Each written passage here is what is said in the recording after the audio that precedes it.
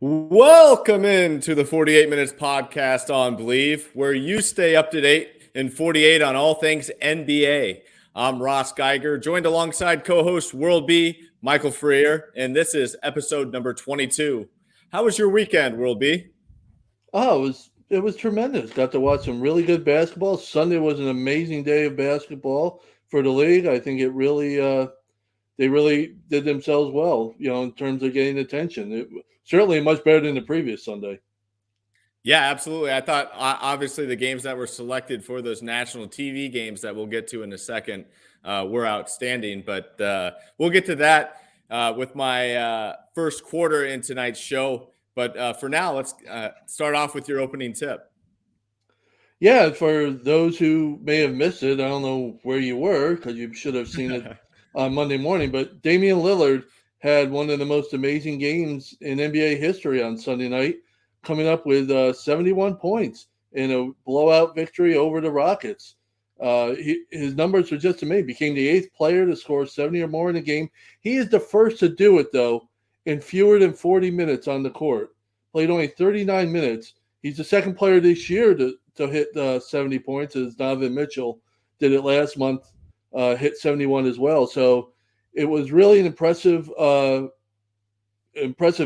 for Lillard, who I think I texted you. I got on his case when he took a DNP rest after first game back coming out of the All-Star break because they got stuck in the snow and all this mess.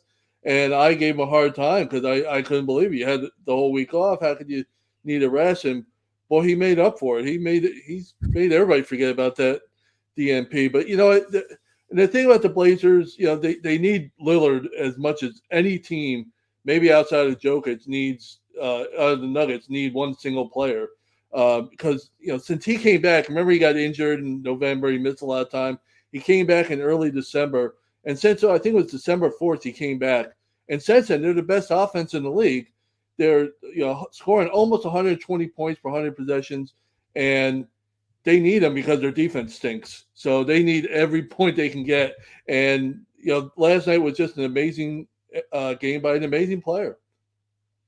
Absolutely. And it's quite incredible that 71 must be the magic number this year with, as you mentioned, both Mitchell and Dame going ahead and hitting that 71-point mark this year. I'll be honest, I was watching this game as I was working out at home late in the second quarter. I believe Damian Lillard had like 25 points at halftime.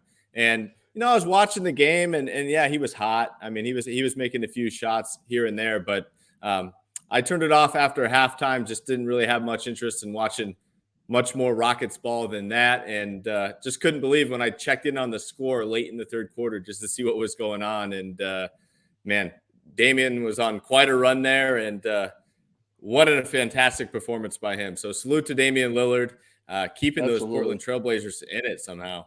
Absolutely. As for me, World B, my opening tip comes Friday night. It was the Kings at Clippers game. And let me just set the stage for you here. It's the late game. It's the Sacramento Kings. Those are two of my favorite combinations as far as a game to watch. And then, of course, it's Russell Westbrook's debut in an LA Clippers uniform. I figured we'd probably talk about that on tonight's show, so I needed to be well prepared. So tune into that game, and early on out of the gates, no team could miss. Go to the second quarter, no team could miss. And I tell you what, the defense was there. I mean, was it perfect defense? No. But were there tough shots made late in the shot clock? Yes. And just the entire game, we had both teams just on hot scoring runs. Every ball that was bouncing around the rim, that's kind of like a 50-50 ball, was going in. Every and one opportunity was made. All free throws were pretty much converted, it seemed like. And let me just tell you a little bit down.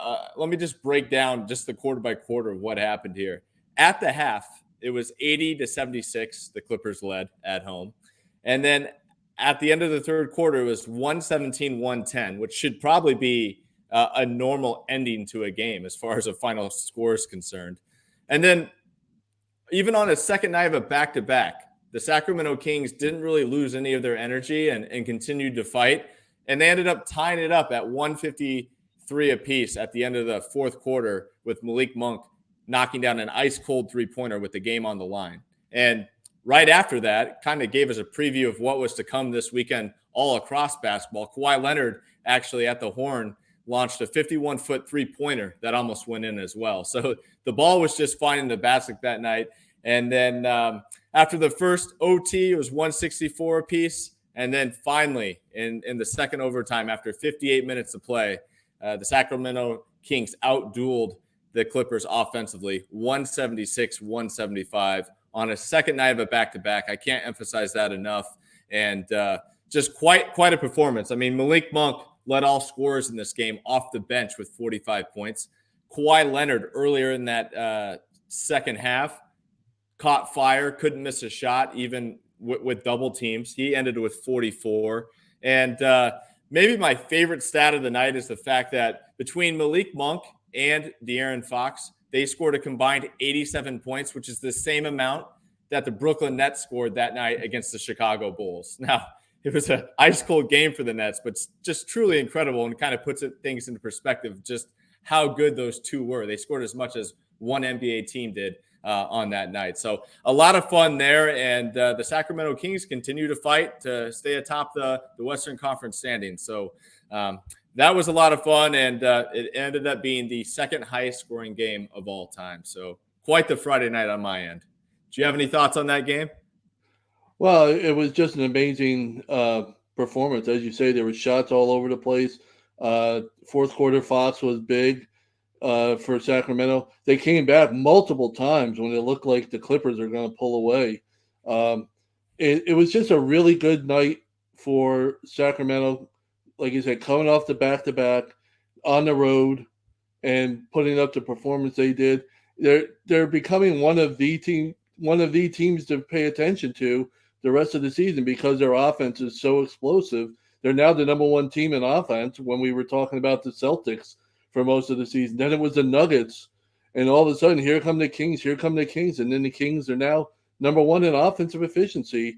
I guess 100 billion points in a game will do that for you. So, I mean, but, they've been doing it all year.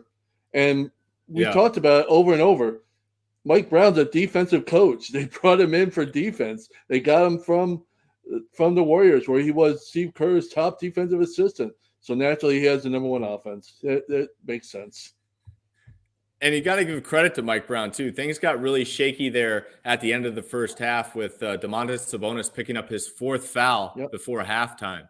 So he really had to kind of juggle that situation very tenderly. Of course, I believe Sabonis didn't foul out until later in the second overtime. So he actually lasted quite a bit out there, but they got some good minutes from Chimezie Metu off the bench, who's been a great small ball five for them. And, I have you to thank for this. Whenever Malik Monk has a good game now and I'm watching a Kings game, all I can think about is you saying, wouldn't it be nice if the Lakers had him? They let him walk. I think about that every time. Lakers don't need him. So thanks for that, World B. That's ingrained in my head. Anytime could have done it without Rob Pelinka. And with that, let's go ahead and get right into our first quarter because we got a lot of action to go ahead and recap from Sunday. It was a wild Sunday on ABC and ESPN where we had the Phoenix Suns visiting the Milwaukee Bucks. We had the Los Angeles Lakers in Dallas for a matchup with the Mavericks. And then the late game, we had the LA Clippers facing off with the best in the West in the Denver Nuggets. All were outstanding games. Of course, the one we won't talk about tonight was also a good finish in the Golden State Minnesota game. But let's go ahead and start off with the finals rematch from 2 years ago, the Phoenix Suns at Milwaukee Bucks. Of course, there was no Giannis, no Durant. But did you get a chance to watch that game, and what were your thoughts coming away from that one? Yeah, I had a chance to watch the game. It was a really, really good game. It was back and forth. I mean, 14 lead changes, 7 ties. Both teams were without their stars of the moment, with Giannis having to sit out and then KD still not ready in Phoenix. But it was a really exciting game. Drew Holiday, he's been money for them all year, and it was never more apparent than in this game where he came up with 33 points, a big basket late, had a steal that was huge. I think an unsung key to Milwaukee's 14-game winning streak now, which is ridiculous, is since Chris Middleton's come back, they've kept him on the bench and had him come off the bench, and it's really worked for them for whatever reason. They you don't mess with a good thing, I guess, but he's really whether or not he likes that role, he's really been productive in that role, and they really responded to him there. He had a double-double in this game off the bench. They haven't lost yet, obviously, since he came back coming off the bench. So I don't foresee that changing anytime soon. But it was a real fun game. The Suns really could have used that for momentum heading in to what we know is going to be a wild finish in the West. And losing to the Bucks is there's no shame in it, especially the hottest team in the league. But you had that game; it was real within your grasp, and on the road you couldn't get it done. That's one you probably really want to get. And they played as good as they could. I mean, Booker was solid, Chris Paul was solid, Jay Crowder, big threes in the fourth quarter. So it was a good game, really good game to watch. And the Bucks are on fire right now; they can't be stopped. Yeah, and for all those people out there that questioned Jrue Holiday maybe being one of the last guys to be named as an all-star this year, that was me. I think they got. Yeah, well, I think you got your answer once again on why he was an all-star. I think that really proved to the world, as far as those that maybe don't catch the Bucks if they don't have League Pass or just so happen not to watch enough of their national TV games where Giannis has sat. I think that was just a big statement game for Jrue Holiday against one of the top teams in the West, especially with what's coming up. I mean, they're not the top now, but they're still one of the more competitive teams in the Western Conference. Definitely give everybody a tough game in the Phoenix Suns. I think what he did in that closing seconds against Devin Booker, he had that big steal. I think that really haunted a lot of Suns fans, because that brought back memories of that iconic steal that led to that alley-oop. But I feel like anytime Jrue Holiday steps on the floor against the Phoenix Suns, he just creates nightmares for those guys. I mean, he really has their number in the previous matchups there. I was happy for Jay Crowder. It caught some heat on social media because I did talk about, he got a little sweet revenge, which, we don't have to go into it again, but I thought he got a little bit of a raw deal and kind of how things were communicated and handled, and him losing his starting job and not getting a chance to compete for it. So it was cool to see him have some big time threes down the stretch. But, I'll say this on a positive note for the Suns. I think this loss, only speeds up the urgency of getting Kevin Durant on the floor. I was kind of surprised, to be honest, he didn't suit up for this one. I thought for sure we'd see him after the All-Star break. But they got some help from Denver. We'll talk about that later with them defeating the Clippers. But I'm with you, Will B. You can't just mess around in the Western Conference this year, especially a team like Phoenix that has a great support system with their fans on their home floor. I mean, they need to try to lock up one of these home court advantage spots in the West, and they're not going to be able to do that without Kevin Durant. And that was super apparent down the stretch. I mean, to me, as nice as it is that the Bucks won and kept that winning streak alive, this game was no indicator of who's the better team right now. I mean, in that last 2 minutes, the Bucks did a great job defensively, doubling Devin Booker, over-pressuring Chris Paul. And those are just things you're not going to get away with once Kevin Durant's there. So it didn't really indicate much. Of course, the Bucks didn't have Giannis either, so it goes both ways. But, it was a great game, very entertaining game. But as far as, how those two teams and each respective conferences stack up against one another, without both Giannis and Durant, it's really hard to tell. I agree. And the Bucks situation is still, to finish up with them, the Bucks situation is still, I don't think it's been resolved. Even with Giannis on there, their offense still is not there. They need to figure it out, because I think there's been one team in the last 20 years to rank outside the top 10 and make the finals or win a championship. And the Bucks aren't there right now. Their defense is becoming the best in the league, or one of. So they're really playing it well on that, and the way we know they have in years past. They got to pick up the offense. They got to find a way to get some more points and be more productive, because they're just not – I don't think they can win the title as is with their offense where they are. Yeah, no, I totally agree with that. And one last note before we move on to our second game that we want to highlight from Sunday. Bucks currently on that 14-game win streak. Giannis's rookie year, they won 15 games total. Or I should say we won 15 games total because I was, glad to be a part of that one. Yeah. Yeah. All right. Well, the second game was probably the most surprising one of the evening on Sunday, and that was the Lakers visiting the Mavericks. And coming out of the gates, Dallas just was red hot. I mean, they were pushing the pace, as we have talked about on previous episodes. They were knocking down threes. Tim Hardaway, I want to say, had 12 to 14 points in the first quarter alone.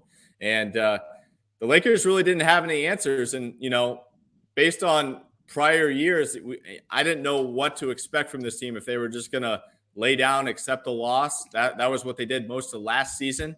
But they ended up showing no quit. They fought back. And I think for Lakers fans, this is a fantastic sign of things changing there because they showed the urgency and awareness that they didn't have last year. And the two guys I want to give most credit to are the two former Kentucky standouts, and that is Anthony Davis, who was playing back at an MVP level like we saw him play in the first 20 games of the season.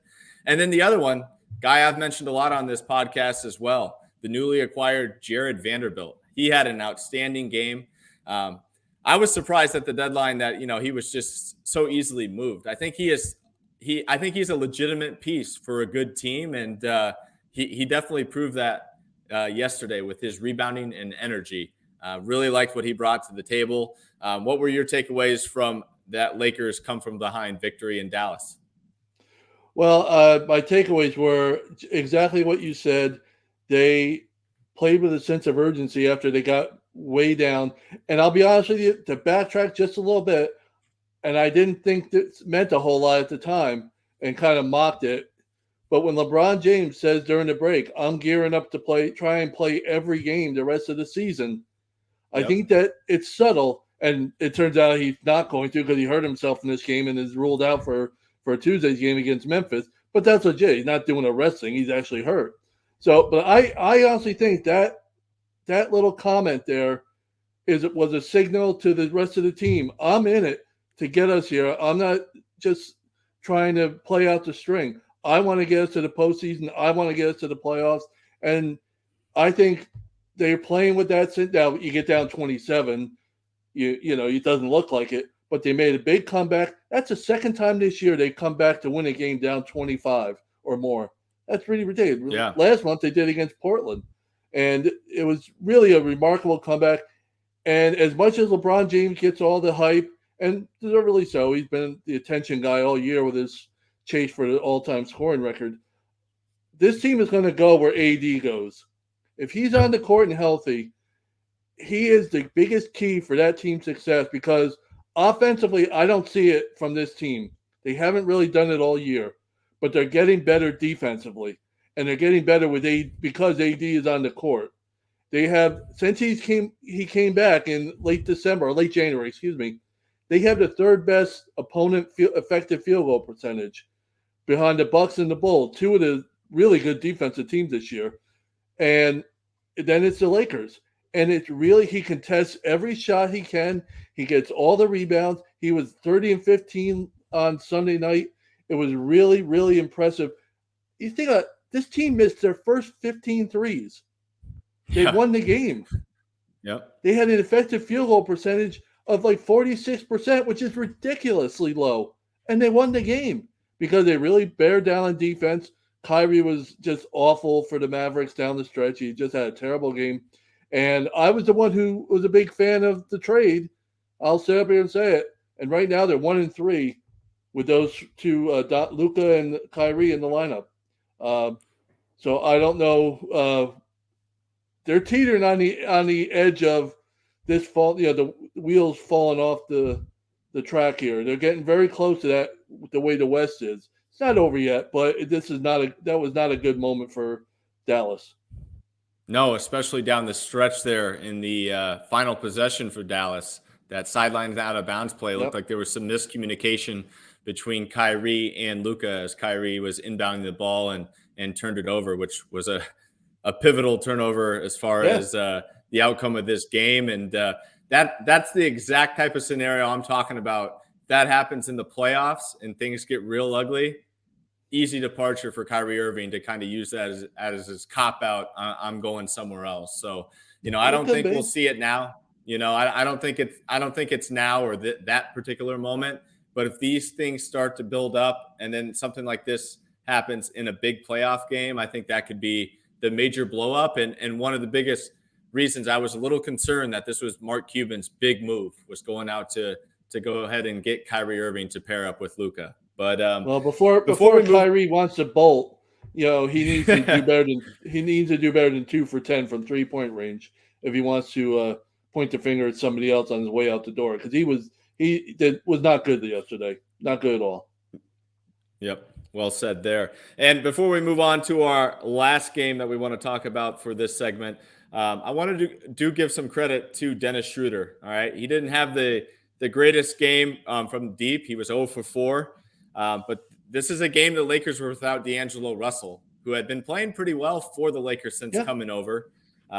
Really, Schroeder's their only point guard on their roster. I mean, you look at their bench, they play Reeves, Brown, Hachimura, Bamba, and Walker. They don't have another ball handler that can kind of assist the team when the ball's not in LeBron's hands. And he did an outstanding job. He ended up leading all Lakers with a plus 17 in the plus-minus department.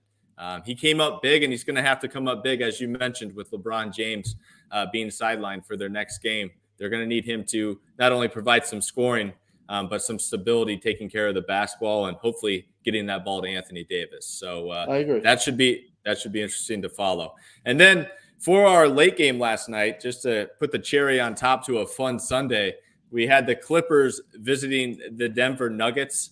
That was an outstanding game where the Clippers kind of fought their way back and made it interesting. But once again, the best team in the West, the Denver Nuggets, prevailed. And World B, what did you think of that one? That was about as fun a game as you could really hope to see, because there were two really good teams. And I think the Clippers, they lost that game. They had a rough weekend. We're going to get into that in a second here. But they're really playing well with Kyrie or Kawhi and Paul George now healthy or whatever.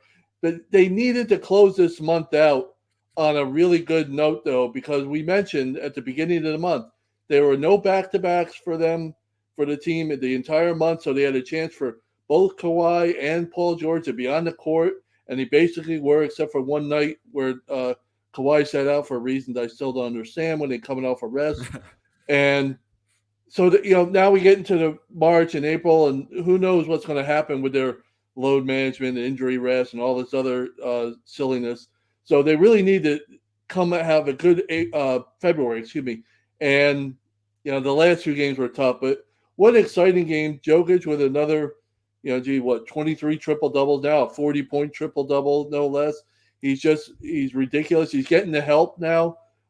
He's really gotten the help all year. He just doesn't have a ton of help. There's not a name guy there. They tried to give it up there at the end with a couple of mistakes down the stretch. Jamal Murray kind of fumbled around with the ball late. He didn't have the greatest shooting night, but they're still the team of the West. They're the team out West. We're going to talk about them in a little bit. And I know you want me to get this note in, so I'm going to get it in anyway. You have to. From Saturday night or Friday night, to Sunday, the Clippers scored over 300 points, and they went 0-2. That's almost impossible to do. It's not impossible. We found out there were some other teams that had done it, or at least one. But that's unbelievable. To score 300 points in consecutive games total and not win either of them is pretty I don't know if it's demoralizing, because professionals seem to have a unique knack for bouncing back, recovering from these more than fans do. But for me, that just was ridiculous. I just couldn't believe that they came away with those two. They're brutal losses. Two games they could have won and really carried momentum into the rest of the year. And now they got, two more losses. Yeah. And no question about that. And the thing that I'm kind of noticing, having watched both the Clippers games this past weekend in which they lost, They put up good points, as you mentioned there. I think Tyronn Lue has a tough time right now figuring out what his rotation is. And that was clear to me last night. As I was texting you throughout the game, I was very passionate about the fact that it seemed like he was giving Eric Gordon a little bit more time than he probably should have. I thought Norman Powell didn't play as much as he should have in that game with what he can provide offensively. And Eric Gordon was kind of a non-factor, played 25 minutes, didn't score a point, was 0-4 from the field, only had 2 assists. I just didn't see what he was providing out there on the floor, but maybe he's just trying to experiment a little bit with the 5-man combos on the floor at one time. And then another thing that was apparent too is how much this team misses Zubac. I mean, it was huge to go ahead and get Plumlee at the deadline, but now Zubac's out, and in that fourth quarter late, Plumlee fouled out, and that really hurt them a ton. I mean, they had no answers for who was going to defend Joker, and then if you defended Joker with your biggest man, I guess you could say, they would try to punish you down low with either Porter or Aaron Gordon. So still not sure what I think of the Clippers. They obviously have an extremely deep team full of a laundry list of names. I don't think there's another team in the league that the casual, mediocre fan could name more guys than the Clippers have. I mean, you look from top to bottom, I feel like most casual NBA fans know like probably 8 to 9 guys on this roster, and you probably can't say that about other franchises out here, but that only takes you so far. You got to figure out how to get the chemistry out there on the floor. And, some of their other reserves struggled as well. Bones Highland, that was a big game, him returning to Denver. One thing that I did look up, World B, that I did mention to you, want to make sure our listeners hear here. I did some research into why they were so, I guess, open to trading Bones. And it seemed like things really got ugly there this season. So much so that he got in trouble with his teammates over something he did. Maybe he was late for a practice or a shoot around, something like that. They made Bones Highland fly commercial for a road trip. I've never heard of such a thing happening around the league, but man, talk about a consequence. You must have done something really bad. I mean, typically it's, grab my gear or go get donuts for the team. No, you're flying commercial instead of with the team to our next road game. And he definitely heard the Boo Birds last night. That was good. You showed me the article. You sent it to me. I got a kick out of it. It explained a whole lot. We'll put it that way. It puts a little clearer picture. And you mentioned that the Clippers, their schedule does not get any easier. That's the problem with all this. They have to go. They host Minnesota coming up on Tuesday. Then they go do Golden State, and then they go to Sacramento in what should be really fun game here on Friday. And then they get Memphis again. So it's really those 2 games that they could have used.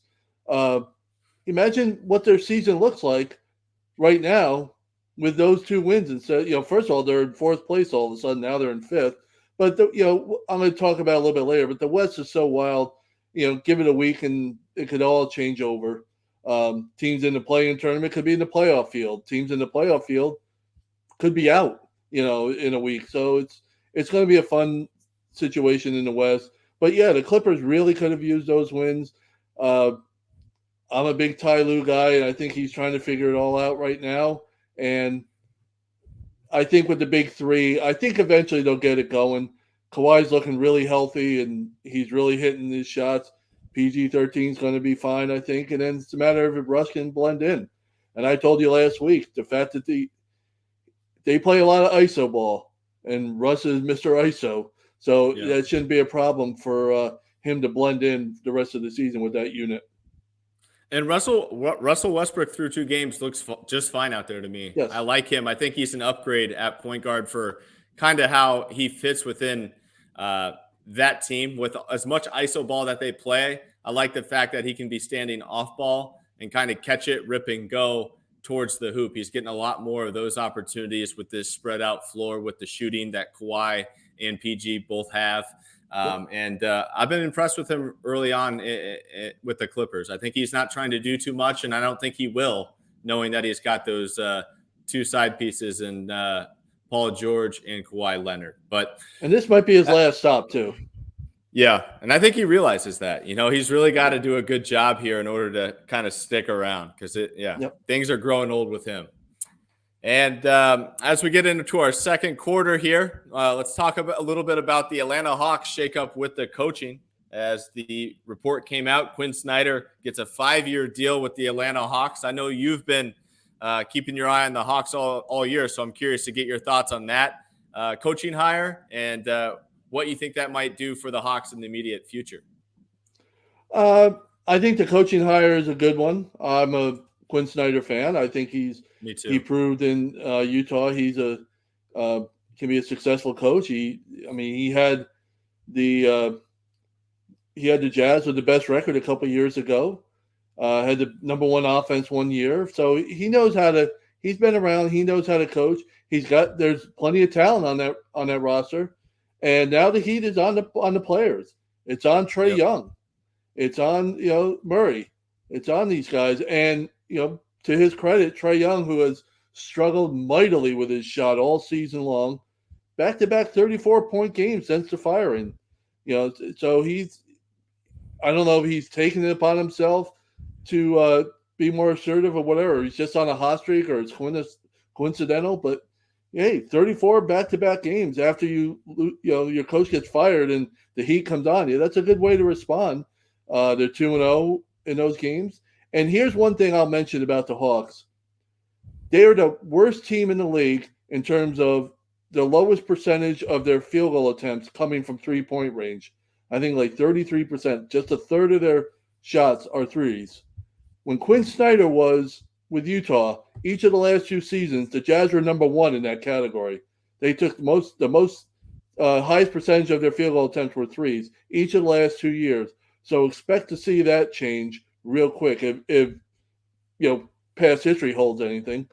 So I would expect a lot more threes from this team, and now you got to make them. Trae Young, like I said, has been one of the worst shooters in the league all year from the perimeter, and now he's got to.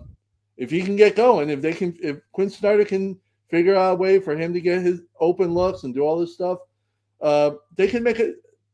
It's too late to make a real serious contention run, I think, for this team, but they can get in the playoff field. Yeah, no question about that. And I really like this hire too. I mean, obviously, this isn't a rebuild situation by any means. I think Quin Snyder's a guy that can really elevate this team immediately, kind of instilling his own direction and guidance on what this team will do offensively and defensively from here on out. And I think he has what it takes to kind of solve this problem they have with their guard play right now. And I expect a high volume of threes as well. And on top of Trae Young trying to get it going from three, another guy that they recently acquired that they need to get going from three is Saddiq Bey. He's had a year that's been quite a struggle from long range. It's actually a contract year, or at least this is his qualifying year, to where if he doesn't get a contract this year, he'll be a restricted free agent next year. He's got to play well in order to look out for himself here. So hopefully they can get him going from long range as well. And I think things are looking up in Atlanta, and I certainly wouldn't count them out as a team that couldn't be a first-round scare. I'll tell you what, the next 2 weeks for them, they have 3 games against the Wizards and 2 against Miami. Now, 4 of those 5 games, I think, are on the road. They play back-to-back with Miami. They play back-to-back with Washington. They get Washington at home for 1 game. But those are huge games for them in that whole play-in tournament field, or if you want to get past them and into the playoff field, those are huge games for Atlanta. 5 in the next 2 weeks against those 2 teams. That's going to tell a big story for their season, I think. Yep. And for the second part of our second quarter, do you want to kind of explain to everyone your question in regards to the Denver Nuggets and what you have to say about this? Well, we were texting last night watching the game, and I mentioned to you that it's because of the trading deadline, and they didn't make a big splash trade like some of the other teams. They seem like they're the most under the radar team for a team that's got the best record in the West that I can remember. We just don't take them very seriously as seriously as maybe we should, as a legitimate contender. We talk about all these other teams. Can the Warriors get hot and get a run? Will the Sun now that KD's going to be there? Are they going to suddenly just leapfrog everybody? Oh, and here come the Kings. The Memphis Grizzlies were the team of the moment. We've talked about these teams over and over, and at the end of the day, there's Denver with a 5.5 game lead over everybody in the West. They haven't had a real slump all year. They have one of the top offenses in the league now. I think it's number 2 after the Kings weekend was ridiculous. They've won 5 out of 6, and look at the teams they've beaten. Some of the teams they've beaten in the last 5 wins: Miami, Dallas, Cleveland, the Clippers. Cleveland was a huge game for them. The Cavs are the best defense they were at the time, the best defense in the league, and Denver put 122 points per 100 possessions on them. They absolutely dominated offensively in Cleveland. That's a big deal for Denver, and it's a real telling sign that this team is not going to. We've talked about them all year, how it's the Joker and really no one else, and the numbers bear that out. We've talked about it. The difference when he's on the court and off the court in offense is ridiculous, and so it's legit. It's a legitimate complainers or concern about not having enough help. But yeah, here they are. Every time we talk about them, we don't really give them their due, I don't think. And I'm partly to blame too. Their defense was one of the worst in the league the first couple of months. They're in the upper half of the league now in defense. They've climbed for a while now, and they continue to climb. I don't see why they can't win the whole thing. We basically gave it to Phoenix when Kevin Durant got traded there. And I'm just saying I don't think we have to do that just yet, because somebody's going to have to go through Denver to do it. Yeah, and Denver does such a great job maintaining the pace and flow of a game. I mean, when you got a guy that's the 2-time, it's funny, we don't talk about them enough as being a legitimate team, and they have a back-to-back current MVP that completely controls every basketball game. You can't speed him up. You can't slow him down. He always plays at his own pace, and I feel like the 4 guys on the floor with him kind of follow his lead in that regard. And the only thing I'll say to be devil's advocate here, and I'm definitely guilty of questioning the Denver Nuggets, is just the fact that Jamal Murray has had his fair share of injuries. Has he fully recovered? Who knows? Michael Porter has kind of been up and down all season. He had an incredible game last night. I think he had like 28 points, 29 points. Yeah, he was solid last night. Absolutely. Yeah. But sometimes he's hit or miss. So I think it's more so just like the core 2 guys around him, being Jamal Murray and Michael Porter, both being kind of guys just coming back from injury, and the question surrounding how much they're going to bring to the table on a night-to-night basis. Oh, I don't disagree with that at all. I think you're correct. But it's just funny that we don't, I'm looking at it right now. They lost 3 in a row in early December, and that's really it for slumping. A couple of times they lost back-to-back games. The last time they lost back-to-back games was in late January. They lost to the Bucks and the 76ers on the road. You lose to those teams back-to-back, that's a slump for them these days. So they just all they do is they just go out and win. They win enough games, and they're separating themselves to the point where even when Durant comes back, they're not going to have enough to catch Denver, at least in the West, for the top seed. So somebody's got to go through Denver and beat them. And the thing is, everybody's waiting for Jokic to deliver on get this team to the finals. I think everybody's apprehensive. It's why some people don't want to give him the 3rd MVP, because for some reason they think his postseason success or lack thereof is somehow a requirement for MVP. Well, obviously it's not. And I think when they make a nice run, and maybe it means a finals appearance, they're not going to get their due as a team. Just just in the way that the Jazz during the last few years under Quin Snyder had some really great teams and could never get out of the West. So I guess maybe they fall into that category. Yeah. And with that, World B, we clearly have nothing good to say here tonight. Not enough content to discuss on tonight's show. We've reached our halftime buzzer 40 minutes in, and we'll be back with you all for the start of the second half.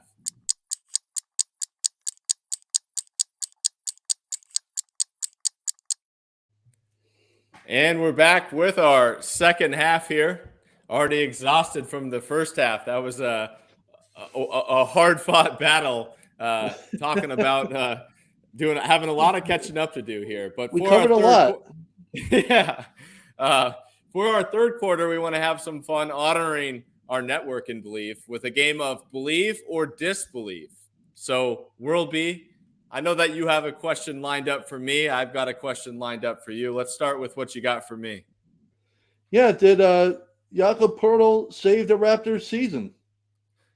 Bleav or Dis-Bleav with that? I'm going to say he did, and here's why. I mean, they were clearly struggling quite a bit. They were a team that were reportedly looking to make a big shakeup at the deadline. Ended up not doing that. They ended up just getting Jakob Poeltl inserted into the lineup as a true five-man, which is something they were missing and certainly didn't trust their other bench options to kind of fill that role. And he seems to be making quite a difference. So I certainly believe that Poeltl has been the difference right now. It's allowed Siakam to shift back to the power forward position. And finally, they're starting to click a little bit out in the East. So I go ahead and hit Bleav for that. As for you, World B, Bleav or Dis-Bleav? Are the Wizards good enough to stay in the play-in field? I'm going to say Bleav on that one. And There's really not a reason to do it the way they're playing these days. But I'm going to still do it anyway. I think their offense is obviously struggling. They had a really bad game over the weekend against the Knicks where they blew a 19-point lead, ended up losing. And then the last game, they got blown out by Chicago. They had their second worst offensive game of the season against the Bulls. But that's not the worst thing in the world because the Bulls, in case anybody's not aware, suddenly has an incredible defense these days. The last 6 weeks or so, they've been on fire defensively. Well, now they're one of the best defensive teams in the league. So it's not the worst thing in the world. It's not impressive for the Wizards, but it's not the worst. But they have a schedule coming down the stretch that gives them opportunities to stay in that field. They had, we mentioned with the Hawks, how they have so many games with the Wizards. Well, guess what? The Wizards have so many games with the Hawks coming up down the stretch. They have 4 games left this season against Atlanta. They have yet to play them. They have 3 more against Toronto.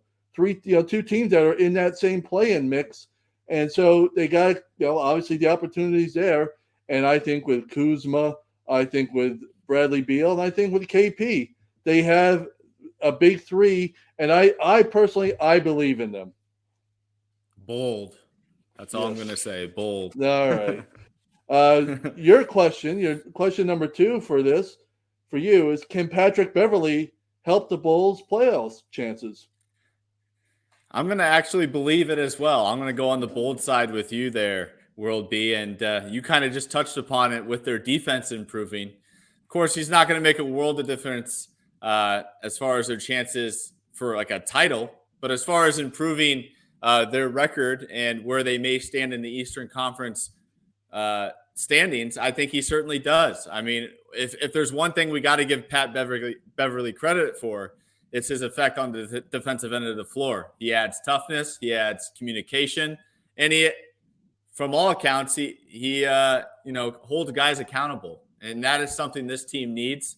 Zach LaVine is a guy that's not always bought in on the defensive end. A young guy like Patrick Williams, who's been playing better as of late, is a guy that needs some help in some direction where he should be on the floor defensively in his spots and in his role. And, he at least brings a voice, and through 2 games, there's been quite a Pat Bev effect. They're 2-0 with Pat Beverley inserted onto that roster. So for right now, I'm going to believe that. But for you, the last and final question we have for this segment, can the Heat move up and finish in the top 6 in the East? Bleav or Dis-Bleav? I'm going to say Dis-Bleav. Okay. And they have the talent, but first things first, the teams that are ahead of them right now are really playing well. With the exception of the Nets are up and down. and they could fall. They could actually fall into the play-in field at the rate they're going. But the Knicks don't look like they're going anywhere anytime soon. And then you're not getting past the other four in the East, I don't think, if you're Miami. No. Now, I say this, and they go ahead on Monday and put a nice win on the road over Philly. So what do I know, I guess. But, they entered that snap. Monday's win over Philadelphia snapped a 4-game losing streak for Miami. And my biggest complaint with them, it's been the same all year. They just can't shoot. I don't know how you go from the number one three-point shooting team a season ago to being down near the bottom. I think they're third worst right now in three-point shooting. And they tried to improve at the deadline and got Kevin Love for his three-point shooting and stuff. So what does he do? His first 2 games with Miami, he goes 3 for 13 on threes. I mean, it's just if you can't get it from the guy you traded for, this is a league where you got to shoot, and they can't shoot these days. They can play defense. They held Philly under 100 points tonight, Monday night, and so they clearly can still play D. Eric Spoelstra is one of the best coaches. I just think the teams ahead of them are playing better, and if they do have a shot, it would be if the Nets come back down and Miami's able to get past them. The other 5 in that 6 mix, I don't see Miami being better than them. Yep, I agree with you on that one for sure. I'm Dis-Bleav when it comes to the Miami Heat. But that was a little quick fun segment there. As we get to our fourth quarter, we've got our mailbag, listener-submitted questions. First question comes from Pat, and Pat wants to know, which team has changed your perception of them the most after the trade deadline? Believe it or not, for me, it's trying not to be as homer as I can, but I believe it's the Knicks. Picking up Josh Hart it turned out to be really something for this team. They haven't lost since they got him. They won 6 in a row after their win Monday night over the Celtics, a game that wasn't really that close. He's been a huge pickup for them. They entered Monday just 2 games behind in the loss column from Cleveland, who is the number 4 seed in the East. So they have a shot at the rate they're going of actually getting up to that 4th spot, which would mean home court advantage in the first round. Now, the last time they did a couple of years ago, it didn't matter because the Hawks went in there and just blew the doors off them. But this is a different team.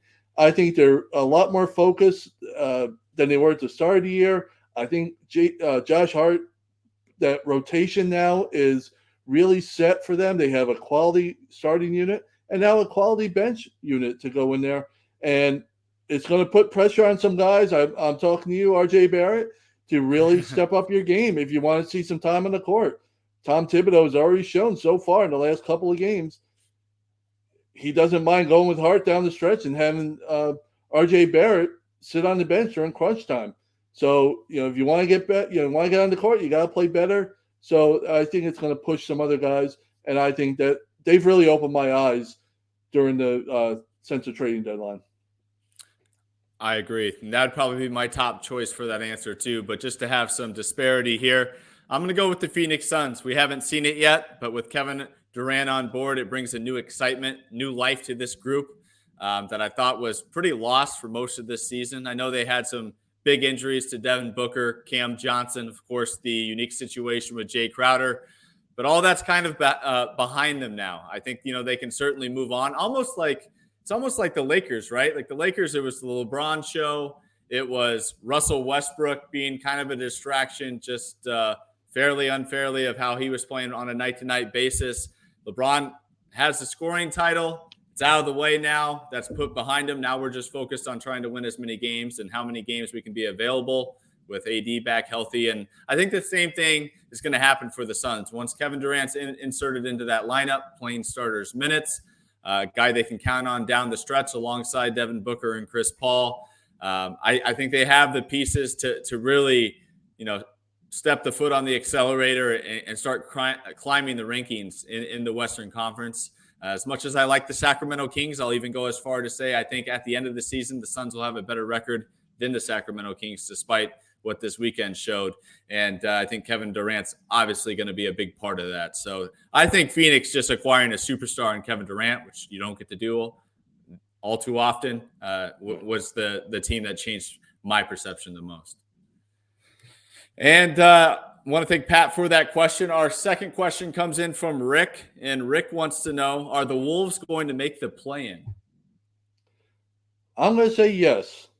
And much like with the Wizards answer, there's really nothing to fall back on when it comes to Minnesota. They're ridiculously inconsistent. And part of it's probably because I'm an Anthony Edwards fan, so maybe I'm a little biased there. They went out at the trade deadline and picked up Conley, and hopefully he gets to work out with Rudy Gobert if he can ever get back on the court. He's missed the last couple of games. Hopefully he'll be get healthy quick. But they're really inconsistent, so you don't know what you're necessarily going to get. Over their last 15 games, they've beaten teams like the Grizzlies, the Kings, the Warriors, the Nuggets, the Jazz, and the Mavericks. All solid wins. But over those last 15 games, they also have lost to teams like the Wizards, the Hornets, and the Rockets. So, I mean, I know. What do you get? You actually lost to the Rockets and beaten the Kings and Grizzlies and Denver. I mean, what team? What do you make of this team? But I think they have enough talent, and I think they're going to be hungry. They've been doing it without Karl-Anthony Towns since, God knows when, preseason maybe. It's been so long. And I think they're going to get it together, and I think they're going to find a way to pull it out and get into playing field. I think I'm going to go the opposite direction here. I think the Timberwolves are going to fall out of it. I don't think there's enough consistency with this team on what you're getting on a night-to-night basis. I highly question the health of Karl-Anthony Towns as well as Rudy Gobert, of how reliable he is. And maybe this is just me because the last time I watched the full game of them was against Charlotte, and Charlotte beat them on the road in Minnesota. And that was just an ugly game that the Hornets ended up out on top of, but just not a disciplined team. Not a big fan of their rotation.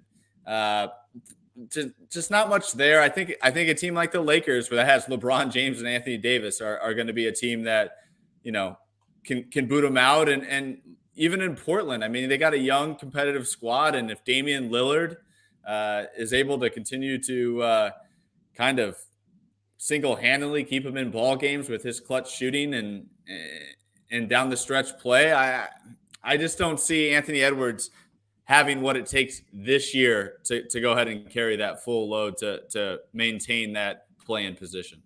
The offense has been a disappointment for them with as much talent as they have. And we talked about the Clippers losing those 2 games, how bad that was. A bad loss for Minnesota on Sunday to lose to the Warriors when you're up by 12 in the fourth quarter, and you got a chance to beat.